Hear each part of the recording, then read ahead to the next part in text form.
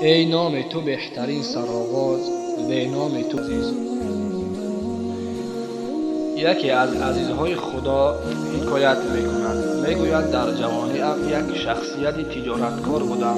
یک انسان بیزنسمن بودم. دارنده بودم. کار هر روزه من سر و لباسم را زیبا کردن و در قد کوچه گشتن بود.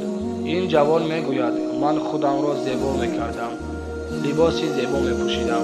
جوان بودم، مغرور بودم، در قد کوچه میبرآمدم. میگوید روز خودم را زیبا کردم، در قد کوچه برآمدم. دیدم که یک دختر بسیار زیبا، بسیار دختر نورانی، دختر با سطر رعایت کردگی، تگ چادر آن شعله نورش نمایان بود. در قد کوچه نمایان است. آن دختر را نگاهبین کردم. دختر صالحه و خداترس بود. سرش را پایان کرد. مرا اهمیت نداد، نگاه نکرد. من بسیار نگاهش کردم. آمد به پیشم گذشته رفت. چیزی از وی پرسیدم، با من صحبت نکرد و آهسته آهسته از قفایش رفتن گرفتم. بعد از آن دختر احساس کرد که من از قفایش هستم. دختر در جایش ایستاده است. گشت و گفت ای برادر، از قفای من کجا می آیی؟ چی مقصد داری؟ از من چی می خواهی؟ میگوید من به تو عاشق شدم. محبت تو، عشق تو در دل من جای گرفت و من تو را دوست داشتم. این دختر گشت و گفت ای جوان، تو به چه چیزی من عاشق شدی؟ این نگاه کردم. این دختر چشمهای زیبا داشت. گفتم ای دختر، من به چشمهای تو عاشق شدم. چقدر چشمهای زیبا داری، چشمهای بزرگ داری. این دختر گفت میخواهی که من تو را به مقصدت برسانم و آرزویت برسانم؟ میگوید دل من انیق. دختر هم راضی شد. در برابر من گفتم البته من میخواهم به آرزو و مقصدم برسانی. این دختر میگوید در همین جا کمی ایست، من همین لحظه تو را به آرزویت میرسانم. میگوید آن جایی که ما ایستاده بودیم بر راه بود. یک دروازه گشاده بود. این دختر در همان دروازه داخل شد. از بین یک کمی گذشت. از آن دروازه یک غلام زن سال رفته در دستش یک طبق، بالای طبق یک رویمال بار کرده بیرون شد.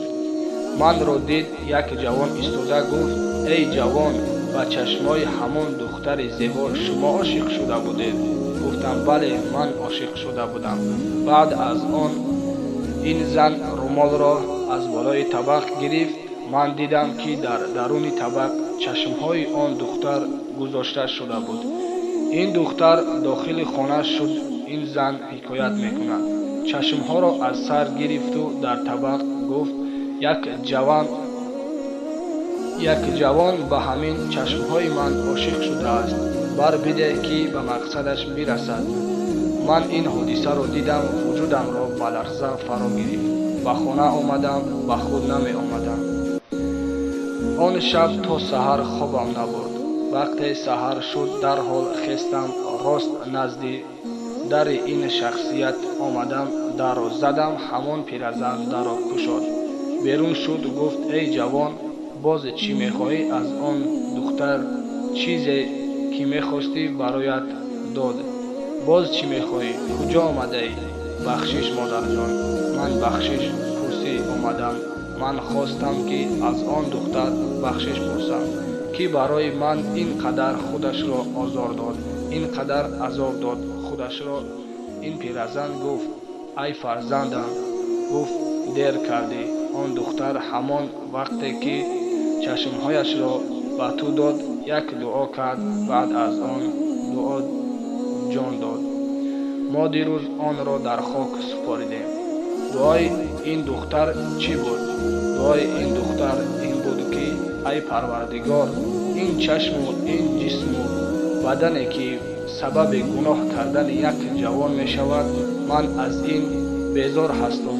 ای پروردگار، من نمی خواهم از روی من یک جوان جهنمی و دوزخی شود. پروردگار از تو، اگر تو از من راضی باشی، همین امانت جان را از بدن من بگیر. من در این دنیا دلتنگ شدگی هستم. من دیگر در این دنیا زندگی کردن نمیخواهم. میگوید همین جمله ها را میگفت و جان داد. این دختر را بردیم، ما دیروز در خواب سپردیم. این جوان میگوید من سراغه قبرش را گرفتم و سر قبر این دختر رفتم 3 شب و 3 روز. میگوید من خواب نرفتم، در طور قبر وی گریه کردم. میگوید من باید از وی بخشش میپرسیدم. گفتم ای پروردگار، اگر این بنده تو از من راضی باشد به سبب خواب دیدن یا به سبب الهامات مرا خبر کن تا اینکه دل من آرام گیرد. میگوید 3 شبانه روز خواب نرفته بودم. روز 3 در سر قبر همان دختر سرم را گذاشتم.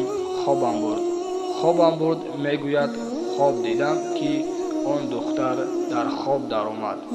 گفت ای جوان، از من چی میخواهی؟ میگذاری که در همین خانه آخرت هم آرام خواب روم. چی میخواهی؟ چشمهایم را میخواستی، دادم. برای تو گفتم ای خواهر اسلامی من را ببخش.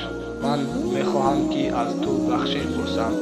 دختر میگوید من همان لحظه که چشمهایم را به تو داده بودم، من تو را همان لحظه بخشیده بودم. اینجا عیبی تو نیست، اینجا عیبی من است که من قد کوچه برآمدم، خودم را نمایان کردم و جلوه دادم. از روی دیده من تو گناهگار شدی، یعنی خودت را به گناه آلوده کردی. بعد از آن میگوید از آن دختر بخشش پرسیدم و از این دختر یک خواهش کردم. گفتم ای خواهر اسلامی، برای من بدبخت گناهگار گمراه یک نصیحت کن تا اینکه اصلاح شوم، تا اینکه بعد آنی که از آن حیات ما یعنی خوشبختانه در طاعت و عبادت گذرانم. میگوید این خواهر اسلامی برای من نصیحت کرد و گفت برادر، اگر بخواهی که گناه نکنی، اگر بخواهی که در راه معصیت گناه نروی، در هر حالت و در هر کجایی که باشی خود را در محضر خداوند حاضر بدان. در هر کجایی که باشی خداوند تو را دیده ایستاده است. ای بدبخت، آیا در نزد خدا چی نوع گناه میکنی؟ میگوید چنین برای من حکایت کرد. و اگر بخواهی که بدبخت نشوی، اگر بخواهی که حیاتت خوشبختانه بگذرد، بعد از هر خطا و گناه بد، بعد از فکر و نیت بد، نگاه بد یا شنیدن بد، در حال گفت برادر توبه داشته باشید. یعنی که توبه در حال سبب اصلاح آدمان می شود.